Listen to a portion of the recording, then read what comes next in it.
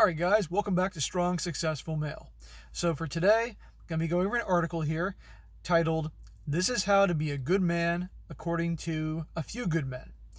So when I first saw the title of this article, I gave it the extreme benefit of the doubt, thinking that maybe this is an article about, a bunch of successful guys helping teach guys to be obviously very positive traits like being more hardworking, responsible, driven, loyal, things like that. Good traits that all men should have. But as I clicked on the link and looked around, I quickly saw that's not the case.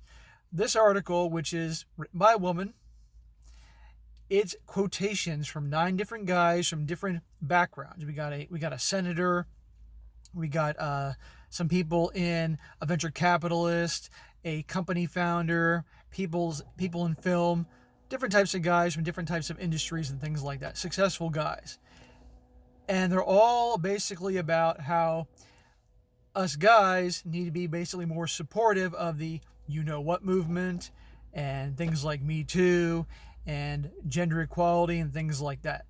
And they go into the different reasons. So I'm going to go through this article here and read you the different quotations and tell you who it's from. And you're going to see where, well, you'll see what I'm talking about as I go on here. So the article starts off saying, and by the way, this article is from early 2019. It says here, 2018 has been a whirlwind year for social change. As the Me Too movement has manifested and matured, it spread beyond headlines to ripple through offices across the country. It's raised awareness about workplace sexual misconduct, but experts say it also sparked unwanted backlash from men who do not fully understand what the movement means. Well, I'm going to stop right there and say, given how I've done a few videos dealing with this subject over the last few months and reading the thousands and thousands of comments that I've read, there are plenty of guys here that understand exactly what really is going on.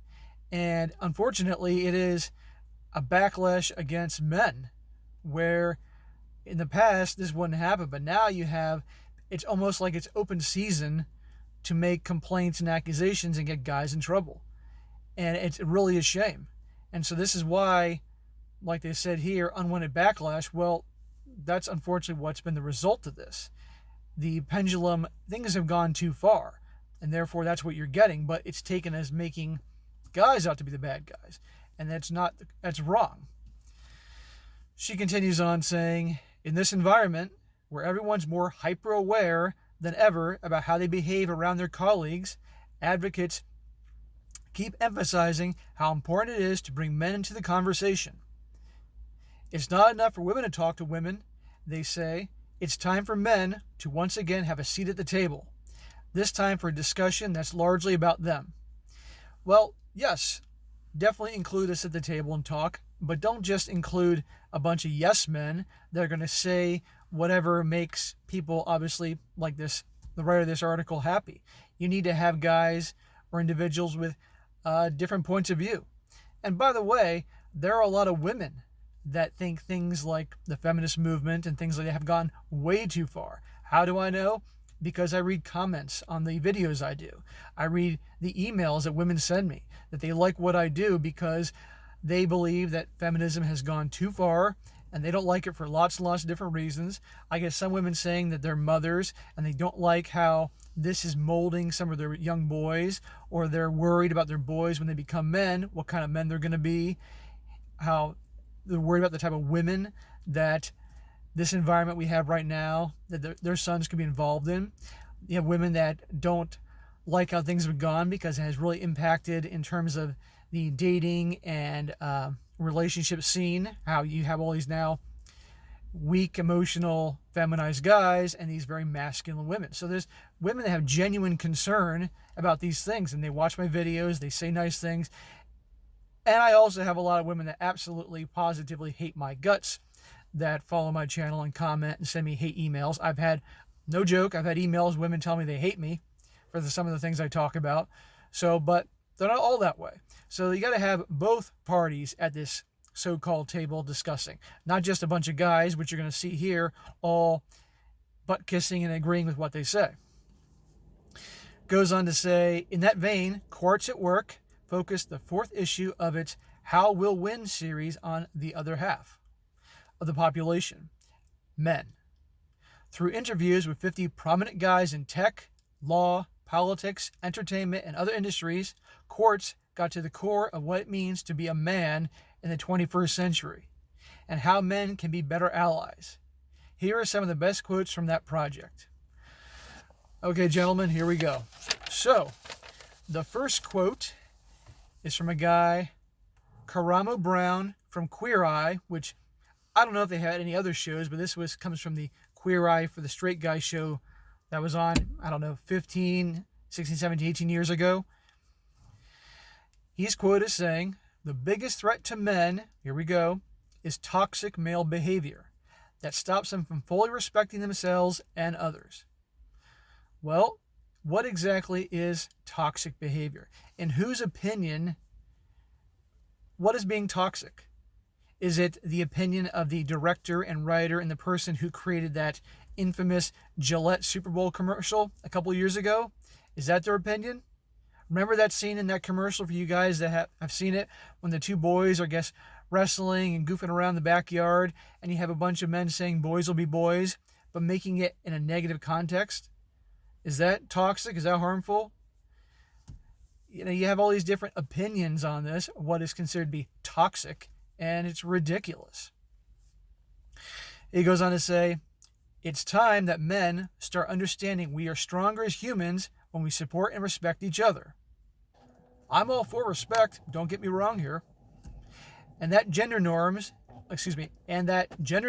or idealized gender-specific behavior is destructive to all of us because it's limiting. Men can and should be expressive, emotional, vulnerable, respectful, strong, and providers, as women are all those things as well. Well, I've made this clear in other videos, and here's where I have a problem here. This goes well beyond the thing with equality. They're talking about gender equality. This goes well beyond the idea of equal rights and treatment in terms of the workplace and for instance, a woman feeling safe and not harassed. I'm all for that. I don't want anybody to feel unsafe and harassed, truly unsafe and harassed. Or the issue of equal pay. I believe that if a woman can do a job as well as a guy can, whether she is a lawyer and she's doing a deposition, or she's a doctor doing open heart surgery, or if she happens to be a mechanic changing the oil, she should get paid equally. I'm all for that and things like that. But the idea that comes in that they got to make the genders equal, in other words, make men behave like women and make women, or should I say mold men to behave like women and mold women to behave like men, that's where I got a major problem here. Because someone along the lines, whenever that was, decades ago, thought that was a good idea and started making noise. And most of the population are sheep. They're just going to go along with what everybody else is doing because nobody wants to make noise or draw attention to themselves. It's easier just to put their head down and just go along with the masses, okay? But there are some of us that are going to speak up when say something is ridiculous. And that is ridiculous because, let's be honest here, nature or God, or whoever you want to call it, designed men and women differently.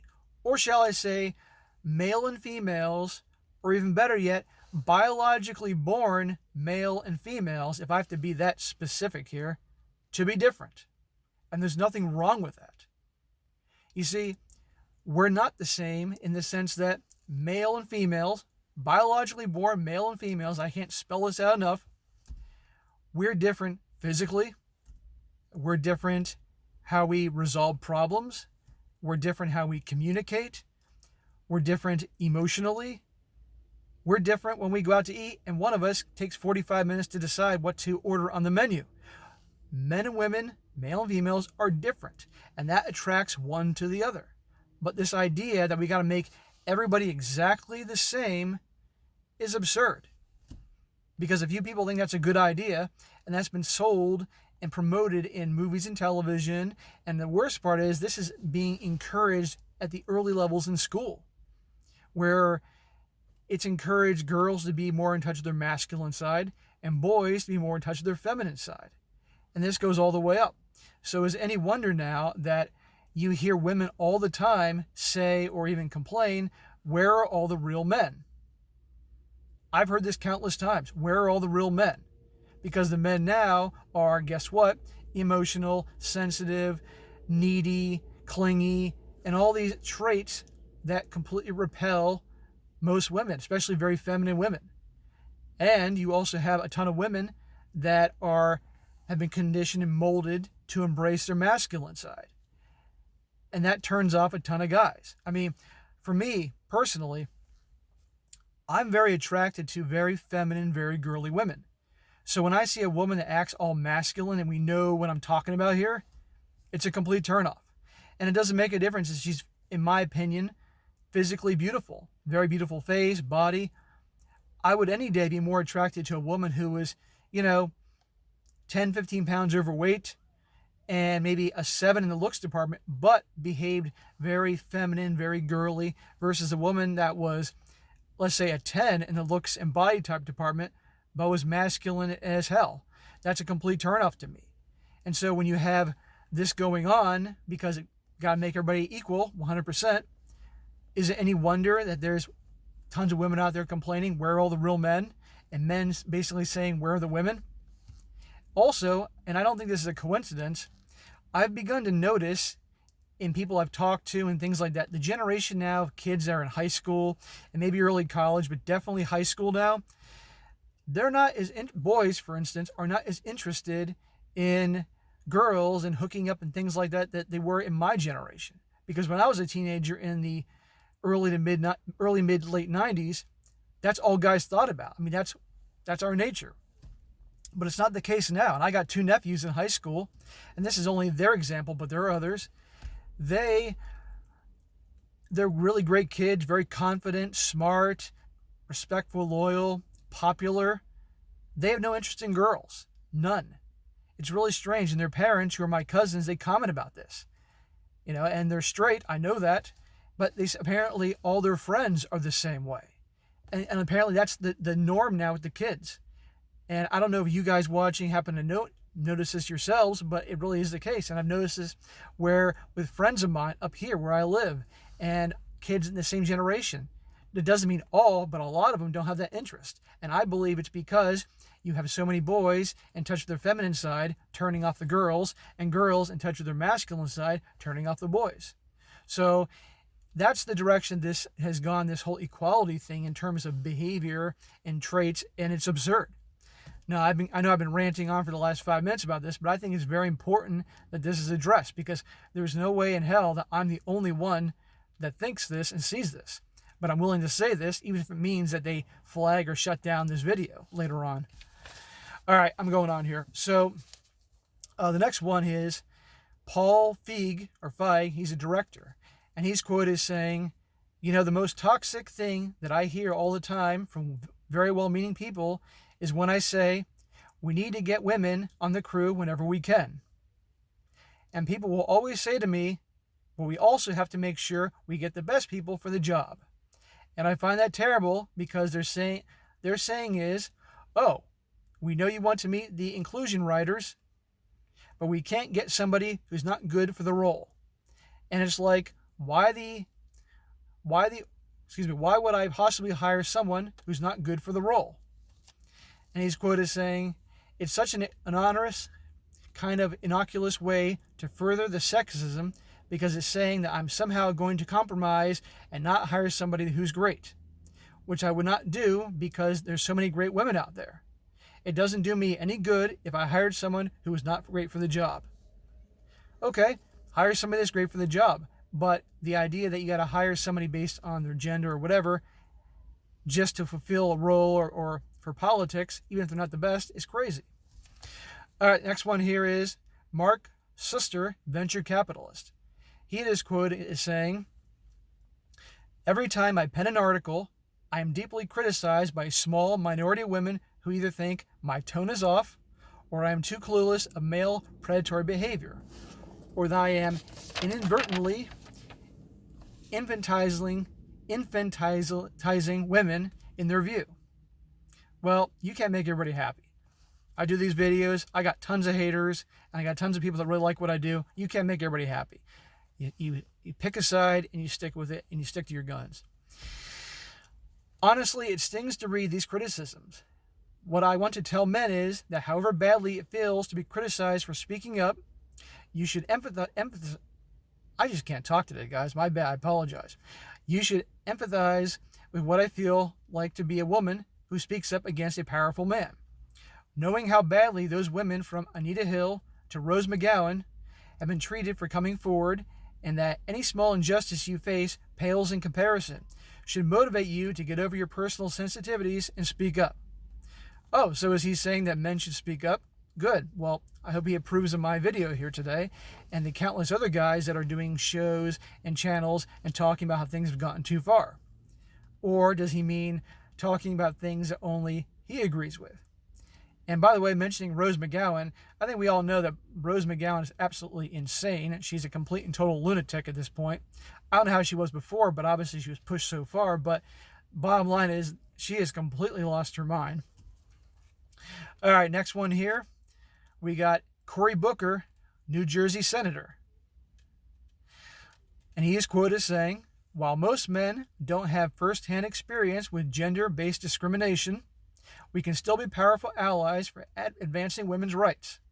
We need to do a better job of listening to women and standing up for what is right, even when it's not popular or comfortable. Next one, and bear with me on this pronunciation here because she's obviously not American. Ayo Sogunro, human rights lawyer and author. If any of you guys know how to pronounce that, let me know in the comments. The quote, he or she, I actually don't know who, if this is, obviously it's a guy, my bad. He's quoted as saying, I avoid nominally labeling myself as a feminist because I think labeling tends to imply ownership of an experience. And in the case of men, this creates a risk of driving and leading a conversation that is not primarily about men's experiences. Well, I'm not for labels either. Everyone wants to have a label in this day and age. You know, are you this? Are you that? Next one we got here is Darren Walker, the Forward Foundation president. He's quoted as saying, the Me Too movement has really underscored for me the courage it takes to speak truth to power and the necessity of it. So many of the women who have stood up and told their stories have done so despite serious personal risk and have faced some really disturbing and at the ends of discouraging backlash. That's heroic. It's through that kind of bravery that change happens. It's incredibly important for men to stand with women as allies, to show that gender-based inequality is everyone's problem and fixing it is collective responsibility. Well, in terms of a lot of women that were being abused and things like that, I respect that they had the guts to speak up. I really do. But as I've said in the beginning of this video and countless times, the problem is when that has led to an environment where now it's open season to have accusations and so forth on men in the workplace and so forth. That's not a good thing, and it seems retaliatory. That doesn't benefit anyone. Next up, we got Tom Perez, Democratic National Committee Chair. Are any guys starting to notice a pattern here with the guys that are quoted? Tom is quoted as saying, efforts to achieve gender equality are not some sort of an attack on men. It may not be entitled to, the idea wasn't to be an attack on men, but that's the direction has gone. The irony for men is that they balk at such efforts to their own detriment. When we talk about women's issues, we're really talking about finding solutions that make our society better as a whole. Gender pay inequality hurts families and our economy. Lack of access to family leave, reproductive health care, child care, that doesn't just hurt women, it hurts working families everywhere, including the men who belong to them. As I said before, I am absolutely 100% for everybody being paid the same. It always boils down to this. You know, if a woman can do a job just as well as a guy, whether, again, she's a doctor or a lawyer or a mechanic changing oil or whatever the job happens to be, of course. It's absurd otherwise. Some of you guys may not like that. Too bad. That's how I think. Next up is Ezra Klein, Vox founder and editor. He says, "What I didn't understand before Me Too was the pervasiveness of sexual harassment and sexual fears that acted as a weight on women all the time. That made simply existing safely in the workplace an effort that men didn't have to put in and often didn't see. I don't want anybody to feel unsafe. I don't want anybody to feel in danger, okay? I agree that no one should feel unsafe or in danger. But right now, the people that feel unsafe and in danger are guys. They're fearful. This is why articles pop up that I've read about men avoiding women in the workplace, because they're fearful of accusations and things like that could impact their jobs, their livelihoods, and all that. So now guys are feeling threatened and worried. And to no surprise, complaints are made because men are backing away and things like that. Okay, last one is Alexis Ohanian, Reddit co-founder. And Alexis is quoted saying, "After we defeated the Stop Privacy Online Act and the Protect Intellectual Privacy Act, called PIPA, I thought about running for office. And two of the most powerful men in the country told me, separately, that this country needs more women in positions of power. And that if I really wanted to make a difference, I should be working to get the very best women into these roles." Well, we definitely have a lot of women in positions of power. And that's had a negative effect in many areas. Not all, but it's had them. And if this guy really wants to run for office, he should do it, not let somebody else convince him not to do so. So, all right, guys, that's the end of the article here. And like I said, I thought it was supposed to be a different article, but I saw that. But these are all 9 different guys, and we can obviously see a pattern in terms of who they are, their politics, their views, and so forth. But the bottom line is this, is that I want guys to be what the article I thought it said originally, to have positive traits. Oh, my voice is cracking. I need to have a drink of water. I want guys to have positive traits, strong traits that are beneficial, and so forth. Like this, the title here said, "This is how to be a good man according to a few men." How about more articles about drive, success, ambition, hard work, loyalty, dedication, things like that? And I don't know about you guys, and if you guys happen to have access to articles what I'm about to say, please send them to me. I really appreciate it. Do you see any articles out there written by men that have women quoted as how women can be better women for men? Because this article is about men being better men for women and support these various movements. Are there any articles out there about women quoting how to be better women to support us guys? I haven't seen any. If you guys have seen them, please let me know. Please send them over. It'd be a great help, because we need more of that. We need more women on our side, because things have gotten way out of hand. And again, this is why I do these videos. This is why I started this channel. And this is why many channels just like mine, there's a lot of great ones out there. I'm sure a lot of you guys watch a lot of them. That's why they've been popping up left and right, to spread awareness. So again, guys, hope you enjoyed the video. Be sure to comment down below. Let me know what you think about this. And be sure to like the video, share with your friends, and subscribe. And I will talk to you next time.